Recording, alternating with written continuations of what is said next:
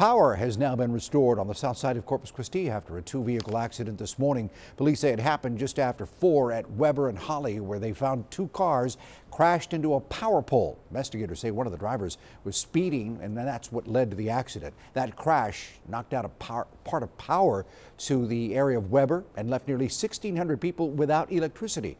Police say it's important for drivers to slow down to avoid accidents like this.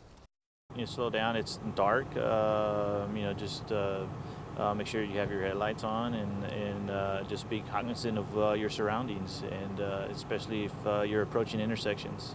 Police say fortunately everyone is okay. They're still investigating the accident, but say the driver accused of speeding will be receiving a citation.